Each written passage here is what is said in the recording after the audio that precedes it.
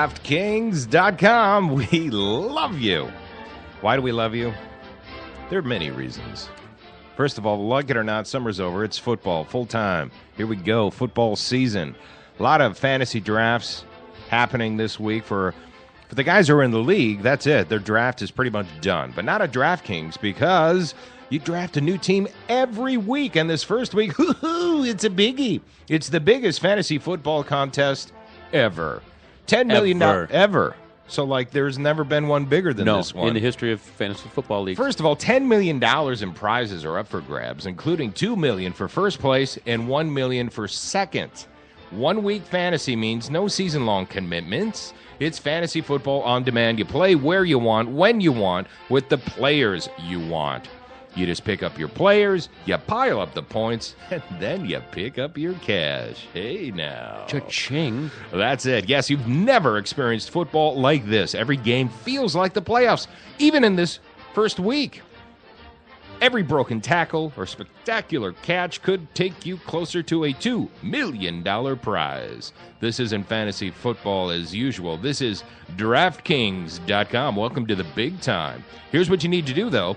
Hurry to DraftKings.com. Hurry. Quicker. Hurry up. Don't waste time, you lazy slug. Go there now. Use the promo code Spreaker to play for free for a shot at that $2 million in the Week 1 Millionaire Maker. That's right, Week 1 Millionaire Maker. Enter Spreaker for free entry now at DraftKings.com. That's DraftKings.com. Talking DraftKings.com. DraftKings.com. So let me get this straight. It's what now?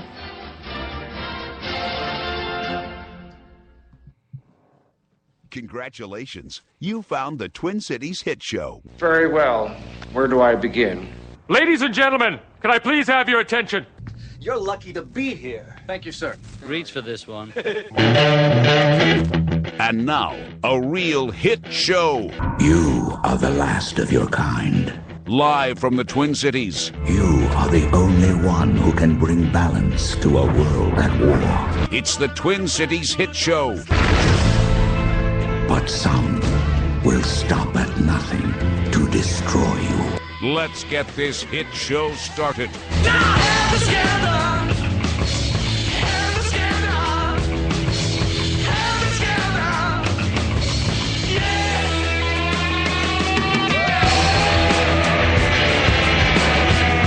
Well, I know two people are trying to destroy us this morning. It's our woman curse. I blame women. Have we heard from Colleen? No. Not at all. Negative. You sent her a little message and the check mark happened oh, I saw it. Yeah, it's, I know she read it. Saw your message. She's being mysterious. You lose more women on this show. I know. Luckily, we have our guest, Bryan Miller. Bryan P. Miller is on the way. Hey, Bryan, thanks for coming. Yeah, thanks. It's good to be here, guys. That's my Bryan Miller impersonation. Bryan? Yeah, Brian's not here either. Oh, hey, Rusty, are you here? Yeah, I'm here. I've been here for every one of these 100. What are we up to? 140-something. 141, I believe we're at this very moment. Yeah. Are you sure? Are you sure I thought we were more than 141. 141. All right. So we're more than 140 into this. We've done this. You and I have seen each other 143 times, which is too much. Yeah. And then there was that one night, 144 times.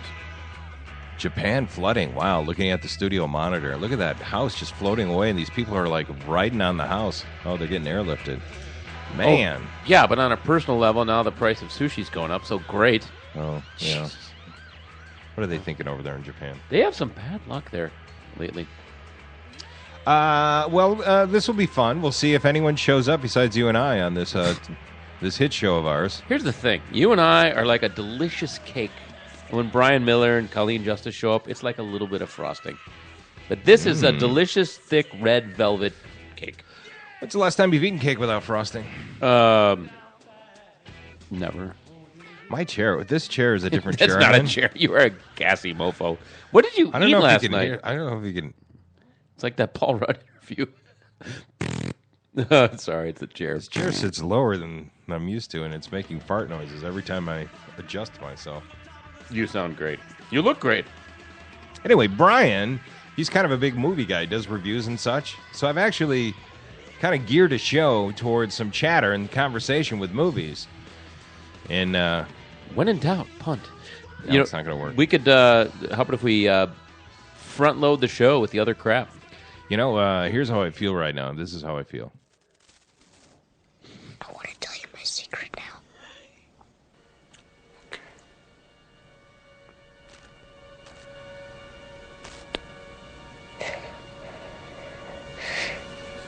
I see dead people. Yeah, that's kind of how I feel at this moment. Yeah. Dreams. While you're awake. Yeah. And that's just our reflection. It's just you and I. Yeah, that's you looking at me and saying, I see dead people. I feel just a little off today. Hey, guess what? Donald Trump is... my little thing is... You're very staticky over there. Let's see what else can go wrong today. Things are going great here. This is better. No, that's better now. Is it better? Donald Trump. Hey, tell me about Donald Trump. He's making news again. Can you believe it? Really? First of all, he is running for president. Have you heard this? No. This part I did not know. He's a businessman. Yeah. Okay. We should talk about that in a prior episode or two. Let me see if this works still. No, it's still making noises. All right. He just keeps saying obnoxious things, and yet he still keeps rising in the ratings. So what's going on with the Phoenix sniper? At least 10 drivers shot at in 2 weeks. Yeah. Do you remember that DC sniper? I wondered. It's the cuckoo out there in Phoenix? Yep. Wow. Lovely. Yeah. And that's against the law. You cannot go out there and take shots at drivers. Well, I think it. you're painting a broad brush here when you say it's against the law. I believe you have 10 days in November, and that's it. Yeah. Otherwise, it's against strongly the law. discouraged the other days for, I guess, safety reasons. Because Such a politically correct society we've become. You can't shoot people. You can't. It's like, get your laws off my body, Obama. Hey, Donald Trump's running for president. Oh, he is. You heard this? No kidding. And he keeps saying outrageous things, and yet he keeps rising in the polls. Here's the latest. In a Rolling Stone interview, Trump said this when watching Carly Fiorina on television. Would anyone vote for that? Can you imagine that, the face of our next president? Adding, I mean, she's a woman, and I'm not supposed to say bad things, but really, folks, come on. Are we serious? Fiorina addressed the issue on Fox's The Kelly File. What do you take that to mean? Look at that face. Would anyone vote for that? I have no idea. And, honestly, Megan, I'm not going to spend a single cycle wondering what Donald Trump means. But maybe, just maybe, I'm getting under his skin a little bit because I am climbing in the polls. These are the kinds of things that... Ben Carson, a neurosurgeon and Seventh-day Adventist who talks openly about his faith, took a rare swipe at Trump when he said they differ in their approach to God. I realize where my success has come from. Oh, Jesus. And I don't in any way deny my faith in God. Trump addressed Carson on Twitter. Wow, I'm ahead of the field with evangelicals. Am so proud of this. And virtually every other group. And Ben Carson just took a swipe at me. We are going to turn this country around. Meanwhile, Trump rallied Tea Party Republicans at a Capitol Hill event opposing the nuclear deal with Iran. You watch. You're going to have to watch. I don't talk. Let me just tell you. Okay. I don't Can't talk. you tell these people who I want don't to talk hear? because I don't want to tell. I don't want to say things that the other side is going to learn everything about me. Do you understand that? That's part of the problem. Everything is talk in this country. Shut up! Yeah. You know what? This Ben Carson guy is the one guy who probably disturbs me more than Trump. How could you be a neurologist and Then a just religious zealot? Oh, yeah. What is the deal? And then just waltz in and become president of the United States. It I'll seems, do that next. seems he skipped a few steps on his way to being leader of the free world. Yeah, it absolutely baffles me. And it's like they emptied out the mental institutions and said, "All right, you guys are free. Go live amongst society. Here's where you can eat. And by the way, you should all run for president." Oh, and by the way, Bryan Miller is here now. Yes, hello. Yeah. Hello, Hi, fellas. Bryan It Miller. is fun to watch, though, isn't it? It's this craziness. My dad is really into Ben Carson, which is like he's reached the age where he's really into like fringe third-party candidates. Everybody that just hits you at a certain age. Because I called him, I said, well, what do you think of this Ben Carson guy? I said, well, Dad, I don't know too much. And he said, he's not. I'd vote for that guy. He's not the kind of guy who'd run for president. That's why I'd vote for him. And I go, well, Daddy, he is running for president. And he goes, well, I guess I'll vote for him. Made that easy. Really? So how did the chances of someone like that just getting overwhelmed in that position are so astronomical? Absolutely. You wouldn't want to start somebody. No. That's where you're wrong. You just turn for grace answers from God. Oh, yeah. Should I hit the launch button? God. There's no job that you want to start at the top. There's no such thing as any job. It's a bad idea. I want to be a football player. Well, guess what? There's a Super Bowl this weekend. They could use you. They need a quarterback. Get on in there, you crazy knucklehead. Suit up. Slap, What's your slap. qualifications? Well, I'm a paramedic. Perfect. I see the appeal when people say, like, I would really like somebody who's not a career politician. But what's interesting, I think what they really mean is that there's only like 2 or 3 careers that politicians tend to have anymore. So it's like, well, I'd really like a lawyer not running the country. Yeah. That I get. I like the idea of a more diverse set of representatives. Yeah. But again, okay, Doc. give a run at being state senator. See how it goes. Does your brain need surgery? Because what are you doing there, Doc? He's a brain surgeon, right? Yeah, I don't know. He doesn't. Yeah, and he doesn't come off like a guy you'd want cutting your brain. Exactly my point. I don't want. Apparently, he's really good though. But there's something about him where you're like, maybe it's the kind of like you said, the religious zealot thing. But you're like, I don't think I want you monkeying around in there. Whoops! You know? I nicked a vein. Oh, that God wanted it that way. We met my wife's. My wife had surgery this year, and her doctor walked in, and instantly I was like, yes, that lady can do whatever she wants. You know, to me, what was it about her? She was, she just, and then I read later that she did turn out to be fantastic, but she was just like she's just super competent. She just oozed both confidence and competence simultaneously, you know? With a hint of vodka. Yeah. Yeah, well, you know. You have to have a little arrogance. I mean, my shoulder guy, amazing guy. I wouldn't trust him with anything, but he has to have a hint of arrogance, or you don't trust him. But I go with gut reactions on doctors. Yeah. Like, because my mom's a nurse, and one of the advice she gave me is like, if you don't like your doctor, just ask for somebody else. And so I am not opposed to just being like, no, we're not working together. Someone else needs to be here now. Do you go with a gut reaction on a gastroenterologist? I don't get Is that it. a Mark Liner reference? I don't get it. That was a deep cut for all the literary folk out there. Deep cut. That's good.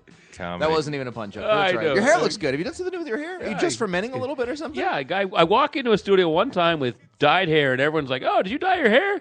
I just don't understand. So it is. It's good, though. It's a good look. It's grown out. I've got I don't know what to do with that. You know what I like it, and this is great radio, by the way. Theater of the mind. But theater of the mind, exactly. To paint a picture, Chuck's gone very smartly. You didn't do the black shoe polish like you're trying to draw on a fake Hitler mustache. You didn't go like Norm Macdonald has got that like 70s game show host hair at this point, where like it's starting to look a little obvious. You know, you went with a subtle. It's like, it could be this dark. No, it starts that way. It takes like a week to. Oh, is it? I look like an Armor-All tire. Are you gonna try to trick everybody by phasing into pitch black hair over the course of a week? Like you took some sort of fucking pill and we're all supposed to impress. Like, what's the Chuck diet? Is he eating a lot of acai berries or something? Because his hair is dark as shit. I keep saying since I met Rusty, I have no stress in my life, and it's come back. The color comes back. That's nice. Well, it's looking good so far. If it gets too much darker, I might have to poo poo or pish posh.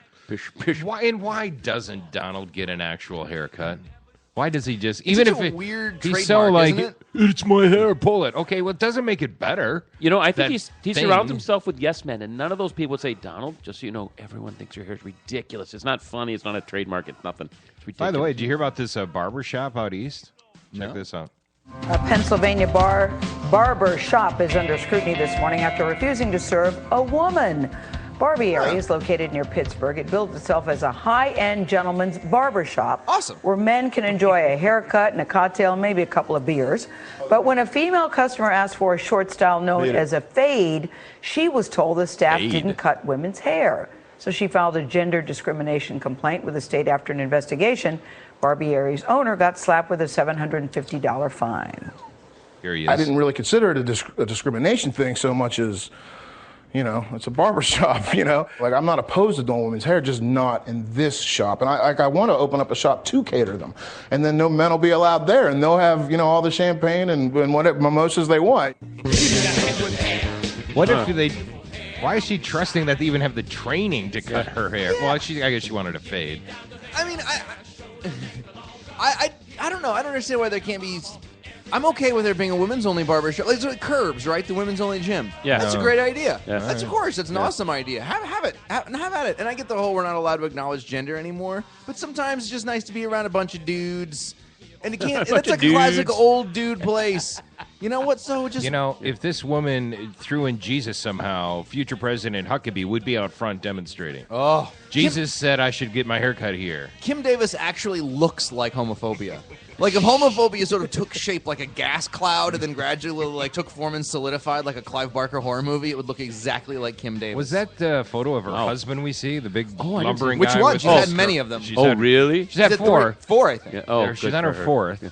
Well, she believes in the sanctity of marriage. Good Exactly. for her. I love it. Right? Y'all gays can't get married because you ain't going to have this kind of success. It's so cynical that she's so clearly doing this for self-promotion, and she's getting rich off of this. I mean, Dan Savage called it like a month ago. He's like, oh, she's going to keep doing this, and then she's going to jail, and then she's going to be a martyr, and then she's going to go on the lecture tour, and then she's going to sell a book. I guarantee you she will come out with a book, which is very... And I can't believe that there's people who want to be president who are falling for this and are backing her and are like, they don't see the hypocrisy and how this is so akin to, you can't decide I can't serve a black person. You can't decide where's the outrage for the Muslims who don't want to serve liquor?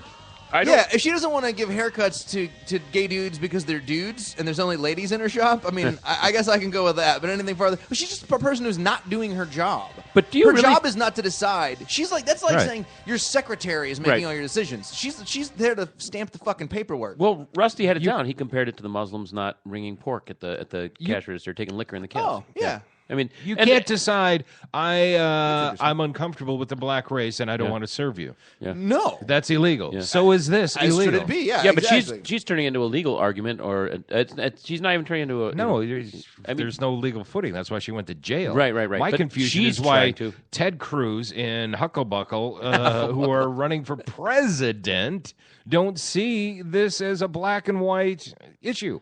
I want to back up because because they're also homophobic. I don't see this as her doing this for self. I've just become self-promotion, but I think she truly believed what she was doing because I'm not saying she doesn't believe. I'm not saying she's not homophobic. She definitely believes it. for sure. But I mean, Yeah. it's to take this particular stand. The only reason she's doing it is because it's a good way to be famous in her own little crazy community. Did you watch Stephen Colbert, who's now taken over the Letterman show? I haven't seen it yet. I've got it. It's on Hulu. I'm gonna watch it. I heard clips on yesterday's show. That was 5 million people tuned into the first episode. He went so long. Excuse me. He went so long. He had to cut a segment with Jeb, who was on the show. But here's a moment from the segment that did not air last night. Now, you ran a little raffle raising money for your campaign, a $3 donation, and people get a chance to be a guest here at the show, to watch you on the show tonight. In response... Which he did not ask Stephen Colbert permission. He ran this little contest on his political website. Hey, you want to join me on the Stephen Colbert's opening night? He didn't even ask Colbert. So Colbert, Stephen, did a side thing, as he explains. We did a raffle that someone could come to the show tonight, and I would ask one of their questions of you, okay? Yeah. So the guy who won our raffle is named Lee Gregory, and altogether we raised $183,000 for the Yellow Ribbon Fund, which is for the families of veterans. And here's his question. Here we go. President Obama has said that the greatest frustration of his presidency is the lack of movement on gun control legislation. Most of the country favors a system of prudent checks. Even so, a well-organized minority has stymied all progress, and almost weekly we see the deadly consequences. How do you square this with real democracy, and what are you prepared to do about it? So in Florida, where I was governor... Well, he didn't even take a breath, though. Did you hear that? He went... So articulate, Colbert. We have a requirement of background checks, a 72-hour waiting period. We're not violating any Second Amendment rights. In fact, Florida would be considered a Second Amendment pro-gun state. Gun violence is way down, but we have simple checks to make sure that people that aren't criminals are not accessing guns. And I think the next step is to figure out ways to make sure that we can We know if people have mental health issues, which is really the common denominator of a lot of these violent, that's the new tragic talking point. cases. Right. It's all mental illness. People aren't getting Nothing to do with access to access mental health, to the and guns. we don't even know if they have real issues. And if mental health checks are opposed by the NRA, how do you fight back? I think you do it at the state-by-state level.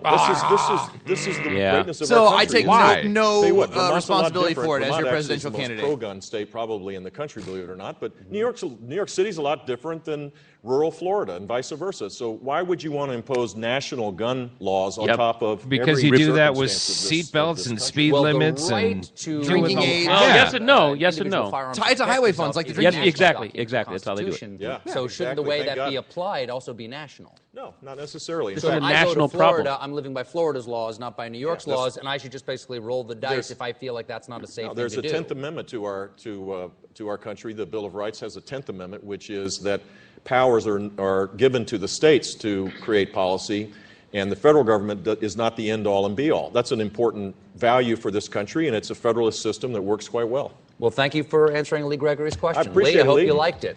I think the fondness for sort of states by state thing, it's becoming more ridiculous as the borders of nations are becoming more porous. I mean, just in terms of the internet, the world's getting smaller. So then it'd be like, well, I mean, the thing that goes in New Hampshire don't necessarily go in Rhode Island. It's like, yeah, it's exactly the same fucking thing, you moron. I think some of it does, but this is not. I mean, there's some differences. You're right. Yeah, I mean, but this issue, no, this is a national problem. You can buy a gun in New Hampshire, and you can take it to Florida and kill people. Exactly. So however you want your income tax and property tax structure to be state by state, Yeah. have at it. Have at exactly. it, or whatever. But like, yeah, you're right. This is. Well, you know what this reminds me of when there used to be. I mean, not so long ago, smoking sections in restaurants, and there would be literally a foot and a half separating you Right. and me. Yeah, exactly. And they're like, "Well, he's in the smoking section." It's like, yeah, well, the smoke doesn't know that, so it's just going all over the place. I love that on airplanes too. Because Oh then my you're, God. you're in a tube. Yeah. I was never on an airplane when you could smoke on one, as best I remember. You kids. As best I mean, maybe when I was really little. Well, we could be worse. Or I don't know if it's worse. We could have a monarchy. Queen Elizabeth is now the longest running queen ever. Listen to the bells. They're ringing in London, and the ship sailed down the Thames River, celebrating another historic day for Queen Elizabeth. In just a few hours, she'll become the longest-serving monarch in British history, breaking a record Thank set you by for your Queen service. Victoria more than a century ago.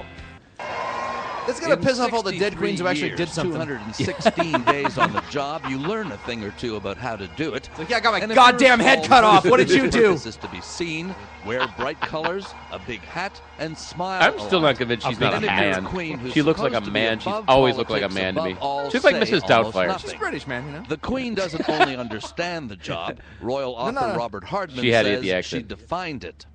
The Queen is not elected. She's there to be, not to do. And she has Okay. been just about everywhere and met just about everyone. She's like the original Kim Kardashian, then, right? 11 of the past 12 U.S. presidents, somehow missing out on LBJ. I wonder why. The United States may have shed this didn't monarchy approve of his 2.5 initials. They were too centuries racy. ago, but U.S. BJ. heads of state I don't have think learned so. they had better get things right when she's around. She gave me a look that only a mother could give a child. Elizabeth, it Whoa, seems hard that to sounded believe embarrassing. now, was not destined to be queen. She would have been just a minor peripheral royal had her uncle not advocated in favor of her father. And she was Oh, but the a Queen's tender Speech thing, yeah. 25-year-old when she became queen, being crowned the following year, and holding true to the promise she had It's a made good as movie. a princess. Yeah, it was a pretty good movie, actually. I declare before you all that my whole life, whether it be long or short, shall be devoted to your service. So there you go. Why is America still infatuated with all that stuff? Are they? I'm Are not. they? Are yeah. we? Yeah, there are some people. Or remember, like the Princess Diana stuff. The whole. I thought world that was stopped the and kind of the end of it, though. That was like that was the big grand finale. Yeah. It was literally like fireworks, you know. It was like Prince William was. I was in Vegas when he was getting married, and there at like 2 a.m. were live feeds, and here's all these people in the casino watching. It's Oh Prince my William. God! I would just love to meet him sometime. Yes. And Prince Harry had been. I think there. it might be the age demographic in the casino Yeah, that had exactly. something to do with that. Yeah. I just remember my brother running in, and like, whenever Princess Diana died, he goes, "Dude, Princess Diana died," and he's all like shocked, and I go, who cares? Yeah, exactly. And then my brother looks at me. He's a couple years old, and he goes, "Oh yeah." It's like, what the hell? It's like he was like so caught up in the news that he was like, "Oh yeah, we don't give a shit." Yeah. We just went about our day. Yeah. I mean, nothing against her, but like, I don't know. She's attractive, but I doubt I'll ever date her. I wouldn't want anyone's mom to die, ideally. Yeah. So exactly. sad about that. But yeah, the idea of like the princess. Did you hear they found a new caveman? This morning, scientists Is he running for Republican candidate? presenting newly discovered fossils they say are from the human family tree. The fossils were found in remote caves near Johannesburg. The discovery is raising some questions about whether another human-like species roamed the Earth. Berger has named the fossils Homo naledi, which means star in the local Sotho language, and he claims it is a new species of human relative. It's got tiny head. That's why we need more relatives. Body, but arms and legs that are very, very human-like. Something completely unexpected. Tiny head. head. And we found it in incredible abundance. Berger says he's identified the remains of 15 fossils, but here's what's important. He believes they were deliberately disposing of their dead in this underground chamber. Although Homo naledi is not human, Berger says, it appears to be practicing something that is uniquely human. And my discovery turns science on its head. So it's a little teeny caveman. Well, that was actually the name of my punk band, deliberately disposing of our dead in an underground cavern. It was a little wordy, though. Yeah, it was. Yeah, good acronym. It was really hard to fit on the T-shirts. DDODIUC. This should have You're an acronym generator. Yeah, thank you. Good that dye is not going to your brain. This should have the religious right up in arms. Another monkey. We are not from monkeys. Yeah. That's it. I quit neurosurgery. Hey, what is Ben Carson evolution or anti-evolution or whatever? He's pretty religious. Do we know? Yeah, I don't know. Let's find out. I don't know how Because that's where you go. You get the science and the religion, and I'm fine with a little whatever. But once we get to the denying the science and the evolution, like that's dangerous. God bless me with this power. Yeah. That's what I'm wondering about is how far, because like Sarah Palin was a 5,000-year-old Earth person, right? I believe so. Here's a quote. Life evolves from non-life incredible fairy tales. Okay, here we go. Dr. Ben Carson, retired pediatric neurosurgeon from Johns Hopkins, author of the 6 best-selling books, rejected some of the fundamental tenets of Darwinian evolution as incredible fairy tales. All right. Yeah, there we go. This is from CNS News. I don't know what CNS News is. I thought that's... Christian Science News? We can't allow... Which is actually a real paper. It sounds fake, doesn't it? Christian Science News, and you're like, whatever, but it's like, no, it's actually a real contradictory. paper. Yeah. I've always thought that, yeah. He said, well, the first thing is, how does something come out of nothing? And the second thing is, how does life evolve from non-life? And I want to get a good quote. Well, that's here. not really Darwin. Darwin doesn't talk about the Big Bang. No. There are no intermediate species. Where are they? Has he ever seen Neil deGrasse Tyson? Yeah, right. So he fell asleep in the middle of the episode. A man of such intelligence can't grasp that species can go extinct? And why? Everything needs to be walking around right now. Right. I mean, we've seen things go extinct in our lifetime. Oh, yeah, and it's happening right in front of us. Let's keep killing Sissel. Did you see Neil deGrasse Tyson describe the evolution of the eyeball? Yeah. That was so cool. Describes that little bit. Yep. And he just talks about how the eye developed from basically it could sense dark and light, and as a survival in amoeba, and they thrive on dark. They have to stay away from light, as I recall. So they end up living because they can stay where it's safe, and then eventually they gain sight. And as amoeba started leaving the water, the eye had already adapted ahead for water. And so as they came out on land, the eye, that's why we always have to blink and keep it moistened.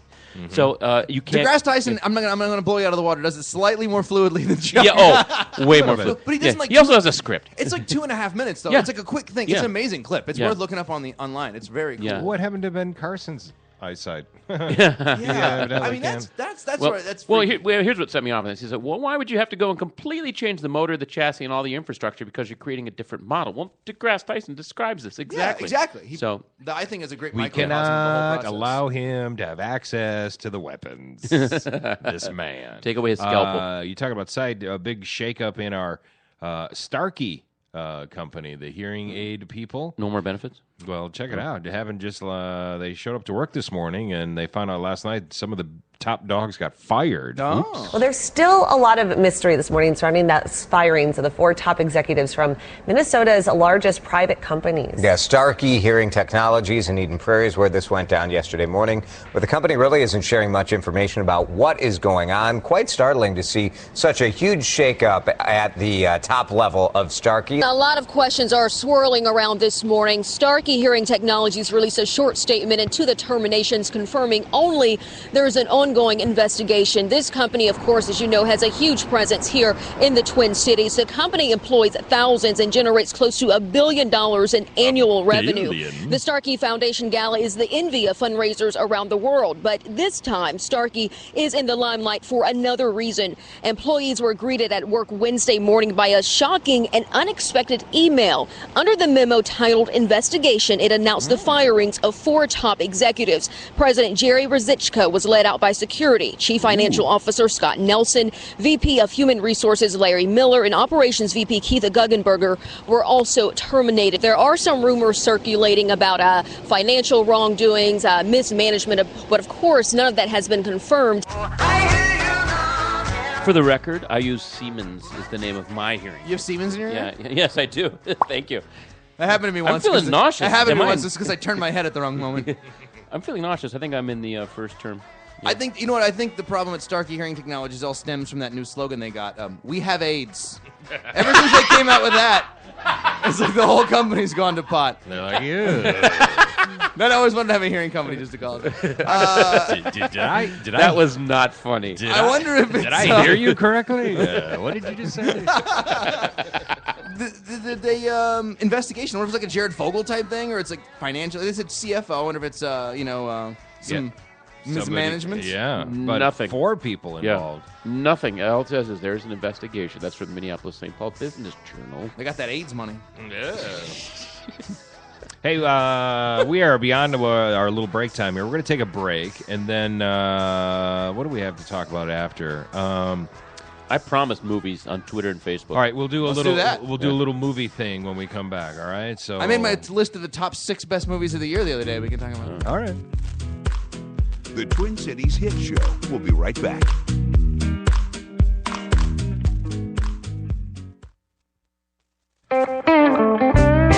Third Street Brewhouse, built on a perfect site in Cold Spring, Minnesota, combining the state-of-the-art brewing facility with exceptional water. Hello, did we mention Cold Spring, Minnesota? They have a dream team of world-class brewers, resulting in unprecedented crafted beers. The core styles of Bitter Black IPA, Lost Trout Brown Ale, and Rise to the Top Cream Ale are intriguing yet satisfying. And look forward to seasonal and specialty beers. Nothing fancy, no fuss. It's all about the beer at 3rd Street Brewhouse.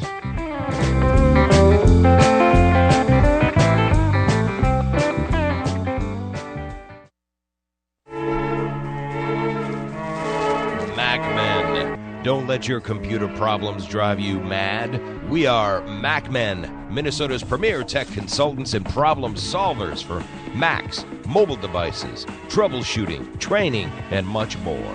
No more dragging your computer all over town because we come to you. We love making house calls to your home or small business. MacMen. Call 612-345-8005.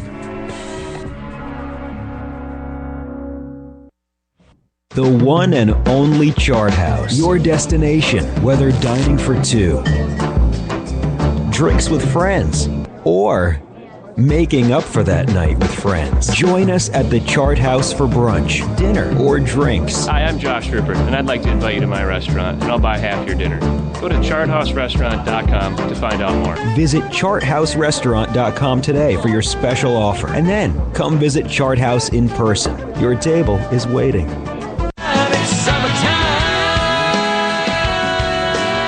Let's face it, summer is short here in Minnesota, and we want to fill it up with concerts, ball games, and good times. Well, for a great night, beep, beep, beep, beep, yeah. Log on to Blue and White, blueandwhitetaxi.com. Hey there, everybody, I'm Rusty Gatenby, your TV buddy, and I'm always up for a good time, but I've learned planning is part of the party. do the pregame, do the pre-concert, and do the pre-plan. Pre-plan your ride, that is. Log on to blueandwhitetaxi.com. With the biggest fleet of taxis in town, you can enjoy every last drop of summer and get home safely and on time. No worries about money and tips. You set it all up before the fun with blueandwhitetaxi.com. Yeah, make it a great night. Log on to the Blue and White, blueandwhitetaxi.com. No shirt, no shoes? Well, that's your problem. I like that.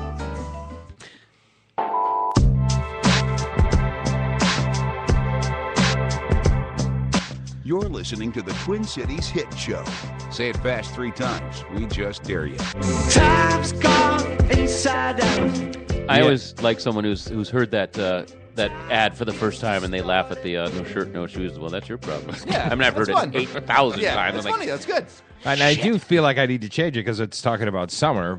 We'll play the it for our calendar guest. officially says it's still summer. Yeah, it feels But like summer outside. Mentally, we're all in the fall thing. Which, by the way, there's good news for us. Did you hear this? We're going to have a good fall, according to the The experts. fall season should be extra colorful this year. It's looking like it's going to be a spectacular fall. DNR State Parks and Trails Communications Manager Pat Arndt says leaf color depends on 3 things: temperature, day length, and moisture. Moisture in the trees, and you have to have that early in the summer, which we did this last summer. If you remember those rainy days indoors, but we're getting the benefits of it now. Colors tend to peak around mid-September in northern Minnesota. It's closer to mid or end of October for the southern part of the state. Because the temperatures affect it, you might find pockets of color here and there. That's why you might find a few lone trees looking yellow or even red a little soon. I think it's a bit depressing.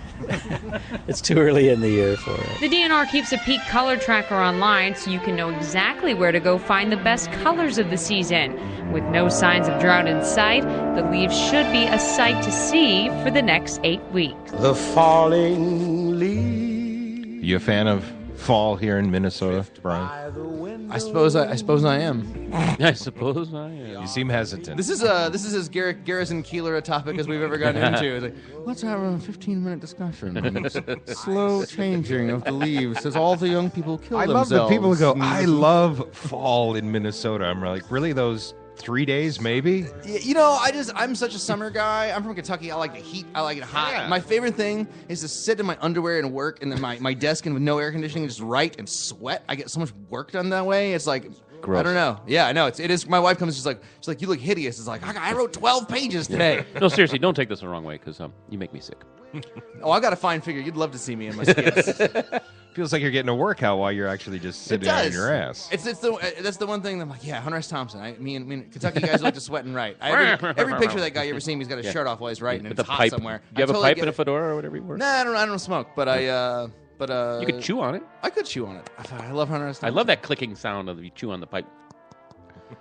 Yeah, but no, I like the heat. So all fall makes me think of is, it's gonna be winter soon. That sucks. Yeah, exactly. It bums me out. And there are sincerely like maybe 2 days of fall that are like, okay, this is cool. The colors are spectacular. It's kind of nice, no humidity, and it's actually like 75. This is fantastic. And then the next 3 good running weeks, weather. I do like running in the fall. Technically, we're in the great stretch.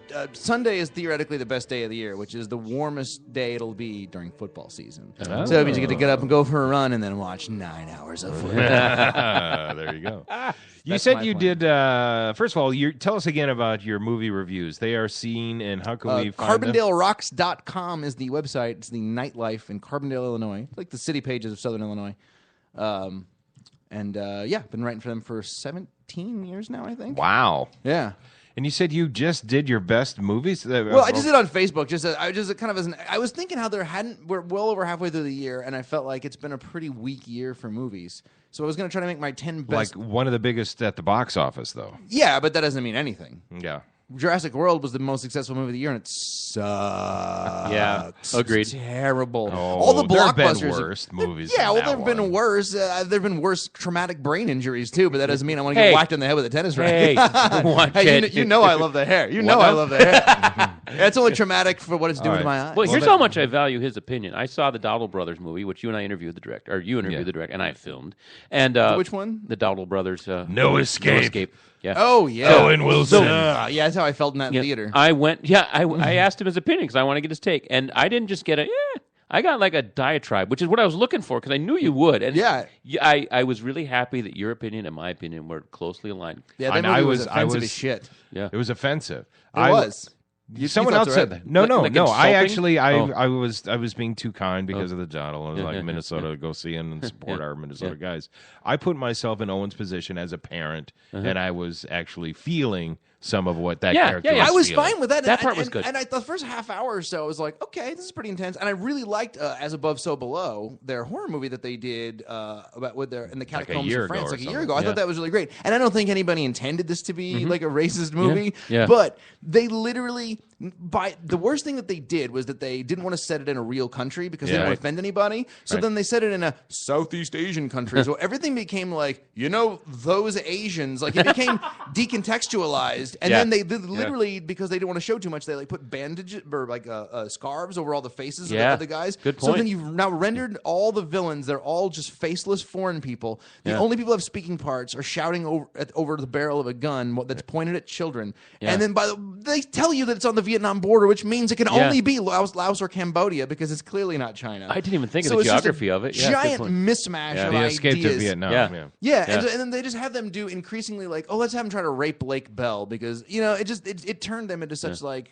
just. Well, here's my question because monstrous- I've heard that critique. There's no context for their revolution, and so at the very end they go, they didn't like the water. We were taking their water rights, but they've done that literally an hour and 10 minutes of watching his children be nearly murdered and Lake Bell be nearly raped, and that two sentences is not nearly enough to make you go, well, they might have a point. Those revolutionaries. I mean, it's clearly anti-revolutionary. Yeah. You know what? And I wasn't even so concerned with what was going on, just because we've seen this going on. And it's when you go to a movie like Black Hawk Down, where it was Get the American. Yeah, but it really happened. And there's a context for it, and it makes sense. So that's the context I'm thinking for this. This does go on in the world we live in. What Southeast Asian country has had a coup doesn't recently? matter. It does matter. What Southeast Asian country? Okay. I mean, it didn't make sense to set it in a Southeast Asian country. I bet they did it to be PC because they don't want to go after Middle Eastern. I agree. It probably should have been a small Middle Eastern country. Yeah. Yemen.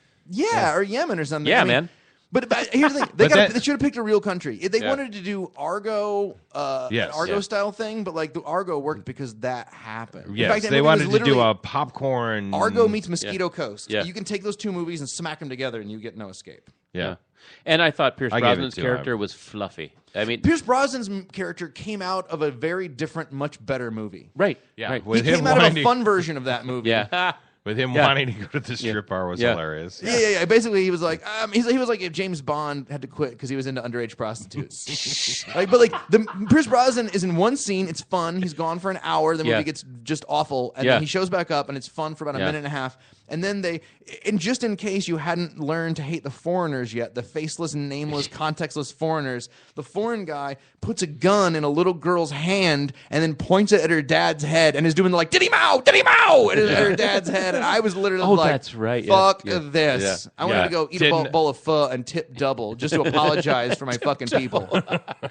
It did not like that an asshole scene. White guy wrote that scene. So I don't know how this happened. I mean, they've written some really good movies, and they're good at suspense. I thought this movie kept the suspense going. The first half hour was pretty intense. And As Above was a really fun horror movie. Yeah, Devil, amazing. Not a huge horror movie guy. Yeah. I'm a huge horror movie fan. I see them all. I love horror movie. First of all, not horrors. Not movies about horrors. Then what were your picks? So here's my story. I realized there haven't been 10 movies that are good enough to even call potential best movies of the year. There were only 6 that made the cut. So the 6 that I thought in no particular order, we got Straight Outta Compton. Yes. It Follows. I got to see that. Mad Max Fury Road. Yes. Dope.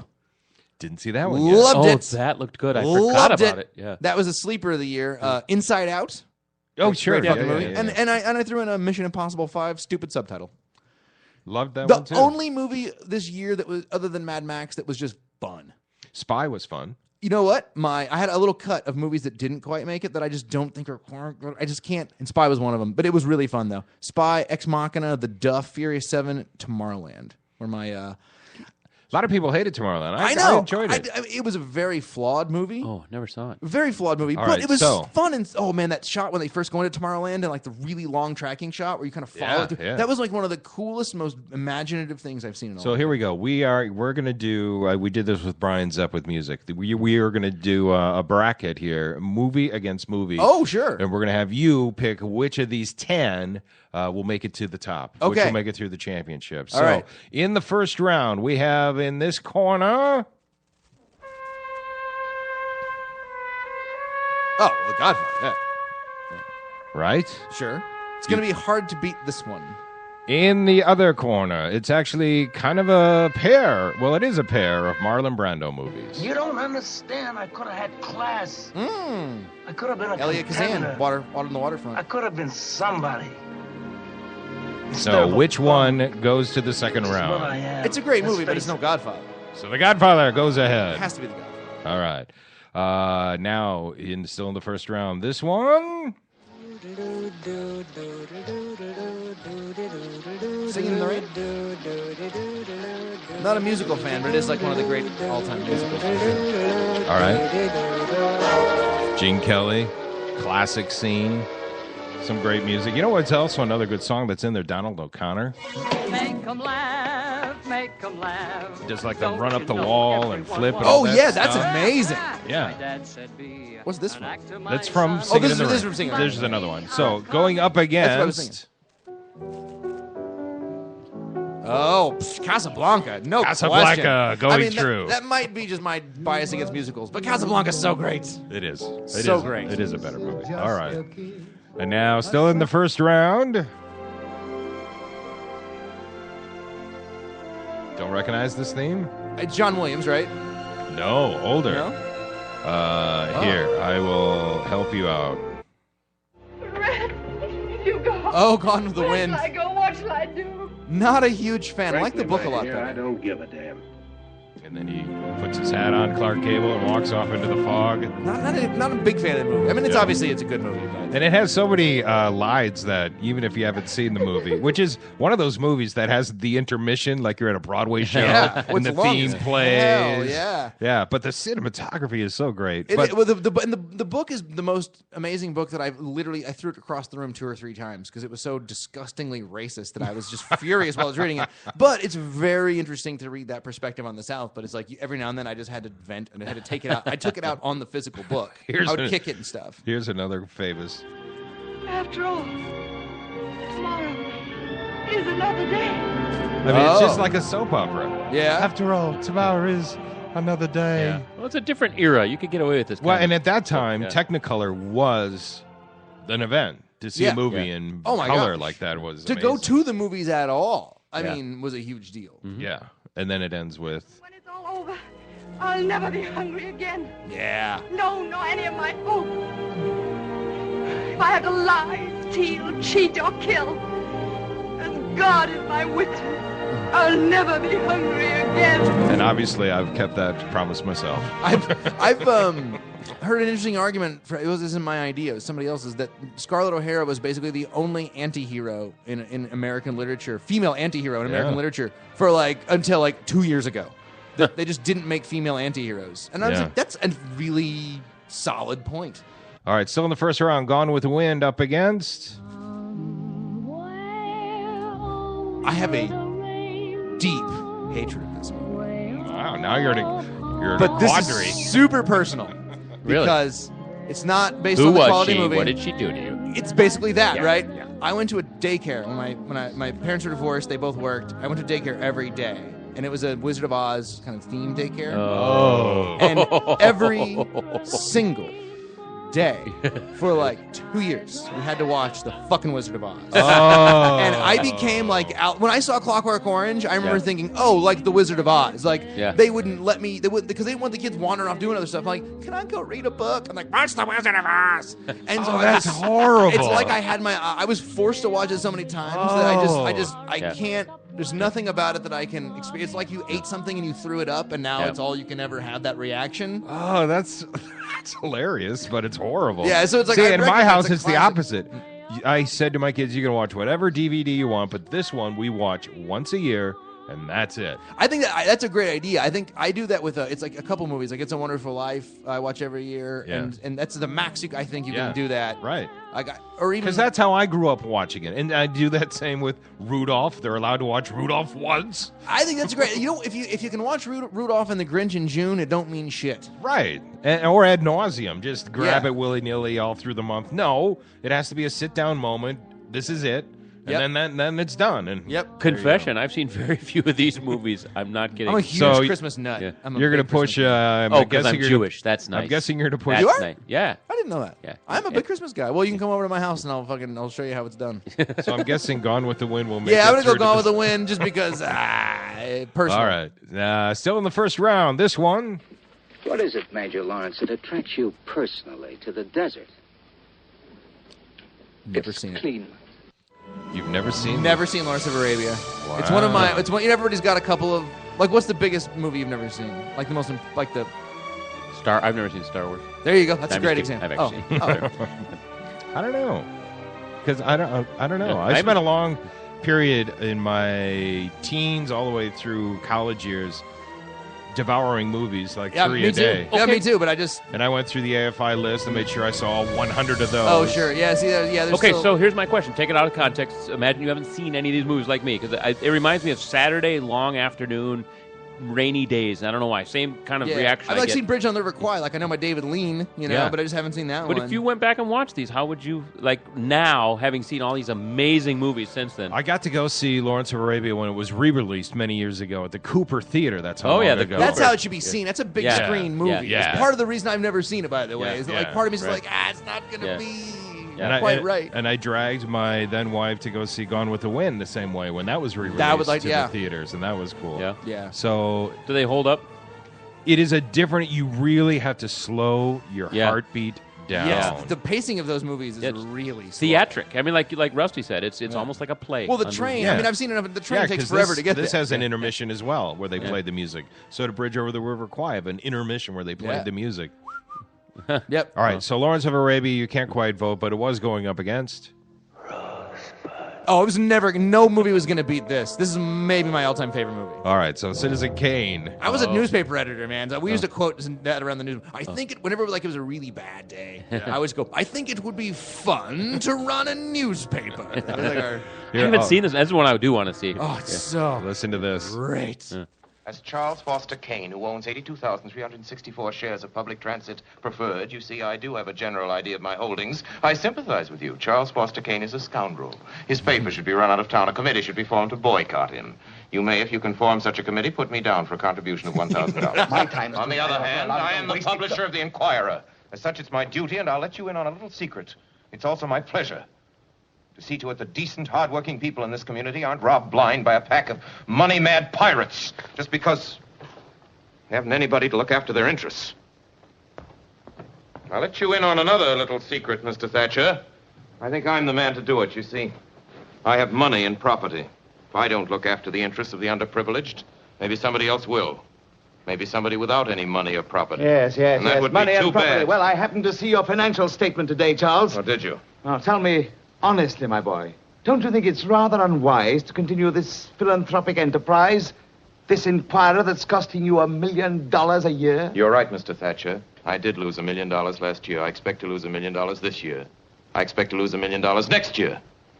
You know, Mr. Thatcher, at the rate of $1 million a year, I'll have to close this place in 60 years. I just like Orson that scene. Welles. I just like every that scene in that movie is so great. All That's right. one of those movies that's so great that people, it's like, they're like, yeah, Citizen Kane. It's the Citizen Kane of... No. Watch that movie. It's so great. The pacing is amazing. The cinematography, the lighting, the acting, the way it's put together, it's kind of like a Pulp Fiction in the order of presentation. You're getting stuff out of order. It's and then it all unbelievable comes how together. crazy influential that movie is and how All how right. good it is. Here's the last one in the first round. I like The Graduate, but it doesn't have as much resonance to me. Dustin Hoffman in The Graduate. Who, I love 70s movies, but this is not my favorite 70s movie. All right. It's good, obviously. Going up against... I could have got more. I don't know if I just... I could have got more. Oscar, there are a lot Oh, was that Schindler? people who are alive because of you. Liam Neeson before he was taken with other projects. Well, he was Darkman before he was Oscar Schindler. Everyone forgets that. Well, he had a towel over his face for most of it. But Yeah, that's a great movie. One of the best superhero movies ever made. The Schindler's List. Not Schindler's List. That'd be a weird superhero movie. This is the first movie I walked out of. I pretty much denied my Judaism for 20-some years. I came out of this movie, I go, that's it. I'm a Jew and I'm proud. Oh, I thought you walked out of it like you were mad, like you left screw halfway you. through. The Holocaust never happened. Yeah, I was like, man, that's pretty intense. Yeah, it's a visceral. It's a very, whole movie. very, very good movie. Yeah. So But the classic Spielberg can't contain himself and he ruins it a little bit at the end. Yeah. But that's every Spielberg movie, basically, after post Jaws. So great movie. Schindler's List. Schindler. Move ahead. Gotta go Schindler's List. It was, one of the most profound experiences I ever had at a screening. No one moved. The lights came up. People were bawling. I've never seen everyone bawling. So intense. So now we're into the second round. So it is this one. I want you to rest well, and a month from now, this Hollywood big shot's gonna give you what you want. It's too late. They start shooting in a week. I'm gonna make him an offer he can't refuse. It's The Godfather. Just watched this about 2 weeks ago again. It's great, right? Every time. And how can he not? Okay, he did it twice with The Godfather and The Godfather 2. Maybe Apocalypse Now. The Conversation, I think, is just as good as The Gene Godfather Hackman. 2. That's a great movie. It's so different than The Godfather's so big and The Conversation's so small and Yeah, claustrophobic. that's why I don't like that one as much. I love the two of them together. But then he goes on to make shit movies. I know. I do like his Dracula, though, I gotta say. I think his Dracula But is it's pretty not fun. Godfather Oh, or no, not at Godfather all. 2 or even the chutzpah of Apocalypse Now. Yeah, I know. It's very where did that strange. guy go? He had that, whereas like Scorsese just stays as good as he was for 30 years. And, Yeah. And Francis, he just burns it out.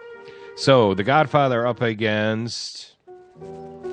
Oof, that's Who tough. moves forward in round 2? I guess The Godfather. That's tough. You hate to knock out Bogey. Well, I watch this once a year. Yeah. The Godfather has everything in it, which I think not as many movies can claim. I mean, part of it's because it's so big and long. Yeah. There's just everything. The humor of the wedding scene, the little stuff with the Italian culture. There's the details so rich. I was watching Jimmy Caan break that reporter's. When he breaks the reporter's camera, he throws the money at him. It's like all the little stuff. Every moment is perfect. And you're like, how did you make... My wife and I were watching it, and I said, the reason this movie works is that every 30 seconds there's a moment that you're like, that was my favorite part. And it happens for 3 straight hours. So now we're to the no-brainer because this is the Gone with the Wind theme.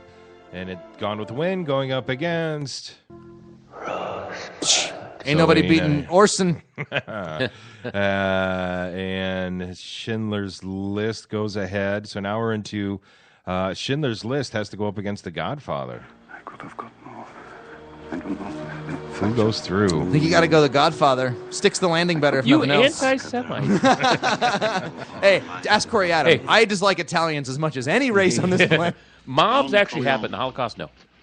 I am honored and grateful Lee that you Strasberg, have right? invited me to your daughter. No, it's that big, huge wedding. Luca Yeah, Brasi. but Luca Brasi's played by the famous acting teacher, isn't it Lee Strasberg? Is that? I don't think so. On the day of your daughter's I'm pretty sure. wedding, Look up who played Luca Brasi. Whoever it was And I hope was that the their super first famous child method acting teacher. be a I think he masculine was child. Pacino's acting Lee coach. Strasberg is I a pledge thinner, my smaller ever guy. ending Well, I'm loyalty. mixing up my acting teachers, but he's played by a big famous acting teacher. There's only a couple of roles. It's a great fumbling speech, though. Oh my God! And then he finally goes in there and he starts. Oh, it's I'm so gonna leave you perfect. now. He's so scary when he was.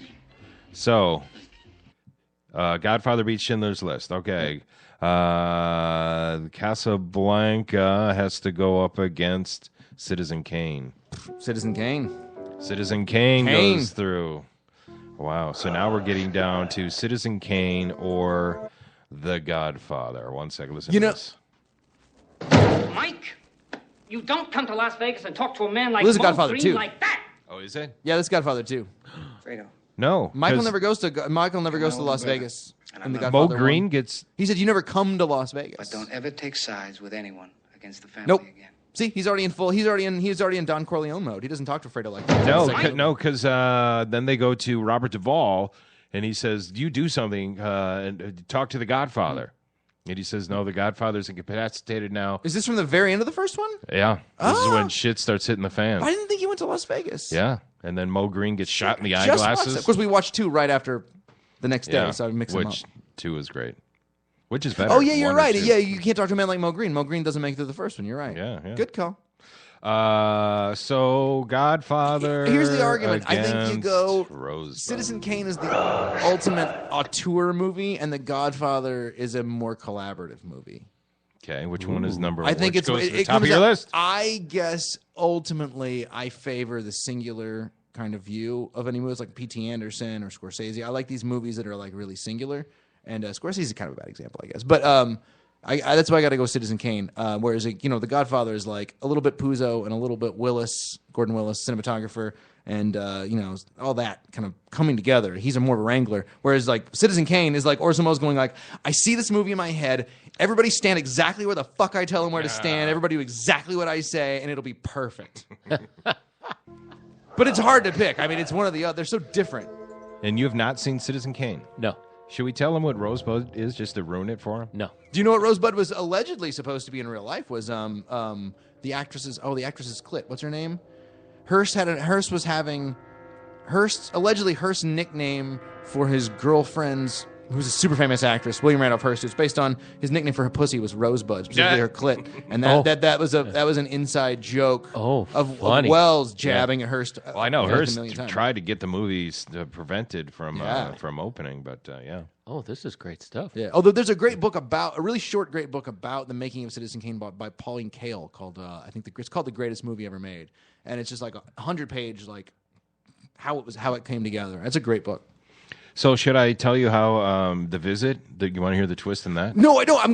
Here's the thing. I think I might have tweeted this, but I texted my buddy Matt. They're aliens. I used to work in a comic book store with him, and we used to talk about M. Night Shyamalan movies, and I said, my buddy Matt, the definition of insanity is expecting something exciting from the new M. Night Shyamalan movie. Like, how many times have I been burned the hardest? Like Lady in the Water, The Happening, just some of the worst movies of this decade. And The Sixth Sense, nominated for 6 Academy Awards, including Best Picture, writing, directing. He was nominated. I think the one that is actually a little underrated, Unbreakable. No, although I like it already. I like Signs. The problem is it has like the stupidest of stupid endings. But man, the first hour and a half of that movie is good. The construction site scene is just crazy. I like it. Signs, isn't that the one where they kill themselves? Oh no, that's The Happening. Oh, that's The Happening. Signs is the one where they have like it's that's Mark Wahlberg. Yeah, nope. The Signs is Mel Gibson and Joaquin Phoenix. Oh, but that's that movie is all about 9/11, and I was always surprised that more people didn't point that out because it's all about this giant national event that everyone experiences through the television. And so the first half of the movie is them like watching 9/11, and then it actually like the aliens get at them. It's like the fear of like, what if this big national thing now creeps into this like personal level? And so the movie goes from like national to personal, and it's like right in the split of the acts. Oh man! And then it's so stupid with the water at the end, and it's so dumb. Here's my favorite movie that always gets me every time is. Good idea, Ernie. A toast. Oh, my big brother George. Yeah. The richest man in town. Possibly my favorite movie of all time. I mean, Citizen Kane, The Godfather, There Will Be Blood, It's a Wonderful Life. Big Lebowski. Those are the 5. I can't choose between them. I'm with you on the Lebowski. It's my favorite movie. I gotta stop. This is not Christmas. We can't hear that. I've never seen this movie from start to finish either. It's amazing. Yeah. The only movie that's likely to get me weepy is It's a Wonderful Life. Yeah. God damn. I remember watching. I was a bartender in college. I was in a fraternity, and I had to go back right at like the Christmas Day to work down in Madison, and the house was empty after my shift, and It's a Wonderful Life came on, and I wept like a baby. Yeah. And not just like at the end. Everyone thinks of the end, but to me, like all the little poignant moments are throughout when I love the phone call where he finally goes, "I'm not going to get married." When he like pseudo abuses Donna Reed and he grabs her his shoulder. I don't give a 100 plastics. I don't give a but his child married. I like right before that when she's talking to her mom, she's like, he's making violent love to me, mother. And then he kind of does, like 30 seconds later. It's got one of the greatest romantic scenes of all time, which is them going to the dance, and then when they're walking through the park and they're talking and they're wearing the robes, and that whole scene is like one of the great romantic scenes, one of the great romantic movies of all time. And then the house with the rain, when they get married and they give everything up and all their friends come together, like that's a huge moment. Yeah. All right. Yeah, I'm usually eating Chinese food and plotting the next theater movie I'm going to see that day. Oh, you know, I like to do that, son. That's what Phoebe Bottoms always told me. She goes, that's Christmas, choosing Chinese food. Jewish Christmas. And so every now and then I would try to hang out with Phoebe or somebody and go, and I love that. That's great fun. No, it's best Christmas I ever had. Yeah. So, are you excited for Black Mass? Johnny Depp as Whitey Bulger. I am very excited. That looks good, and he looks like he's reaching. That's one of the best trailers I've seen in a long time. That trailer where he just talks about the recipe. There's like that one long scene. That's the best trailer in a long time, other than the Mad Max trailer. Yeah, he does a great job with an accent. He's not good with accents. That's coming up in a week or two. It's coming up in September, I think the 18th. It's gonna be, in the next week I'm gonna go see I'm gonna go see Mistress America with my wife on Saturday. Very excited about that. Love Noah Baumbach. Going to see Diary of a Teenage Girl by myself later today because it looks really good. The book's great by Phoebe Gleckner. You should read it. And then Black Mass. That's 3 big ones. Yeah. That's gonna add. There's no way 2 of those don't make it on this list. And then The Martian coming out at the beginning of October. I'm going to recommend it. The book was great. Really good book. I will see if it translates. Yeah. But a really good book. I like Damon, but he seems to be typecasting himself as a stranded astronaut. Why? What else was he stranded? Oh, yeah. Yeah. Oh, shit. In Interstellar. Yeah. He was great in that. Yeah, he was. Space Madness. Oh, kind of that's right. Almost cameo. Yeah. And just that was a fun movie. It didn't come together as well as it could have. But I saw it twice. My kids actually wanted to see it. So I bought into it, and then I was like, oh, that's what's going on? I know. The whole Power of Love thing at the end was kind of that's what's going on? Because, the setup and the mystery was like, wow, I want to know what's going on here. Yeah. And then it was like, oh. None of Christopher Nolan's movies are satisfying in retrospect. His movies are only good in the moment for the most part, except for Memento. Wow. All right. Well, I love the way you can break these down. I just saw Gambler for this. I've done this. I can't tell you how many times. I'll go back, especially when they had the old video store you had to go in to get a movie. Oh, yeah. So I'd go into a video store. I'm like, this looks good. I'm going to get this. And I'd pop it in and watch it. I'm like, eating my popcorn. I think this looks familiar. Halfway through, I've definitely seen this. But it took me halfway through the movie to remember. This is before the brain injury. And then, same movie. Same thing. Go into a video store. Like, this looks good. Like a year later, I think I'm going to try the original this. Gambler or the new one? The new one or the James Caan? The Wahlberg. I never saw the James Caan one. But the same thing with the Gambler. I started watching. I'm like, God, I've either seen clips of this or I've seen it. It took me halfway through the movie to realize I've watched the whole thing before. I don't know why my brain does not resonate the detail. And you're like talking detail about cinematography and this director remembered this and this guy was great at doing the cinematography for that movie. I don't know how you remember those technical details. It's impressive, guys. What now? I don't remember a lot of real things. How many wrong houses did you break in with your gun drawn? Oh, yeah. Technically 3. Well, I think 5. I've shot this guy before. 7. I have shot this guy before. Yeah, halfway through. All right, you guys, we've done more than an hour. We got to kill this thing, and hope everyone has a great weekend. Oh, I got a promo. Can I do some promo real quick? Yeah, I'm going to be at Acme all next week. I'll be at Acme Next Comedy week. Company Tuesday. Well, actually, I'll be there Monday for the big free show on Monday, and then Tuesday through Saturday, 7 or 8 shows with Tim Slagle. Sweet. Oh, nice. Yeah. Okay, yeah, he never answered. No, Tim Slagle didn't answer me. Yeah. No? Yeah, he's not coming on, but he did answer me. Yeah. Nice fella. Yeah. All right. Well, thanks for coming in. Well, I'll be. Let's touch base again after you do your screenings, and we'll see how they for were. sure. All right. You guys, everyone, have a good weekend. This has been the Twin Cities Hit Show. Bye, everybody. Don't vote for Ben Carson. As time goes by. Sam, I thought I told you never to play.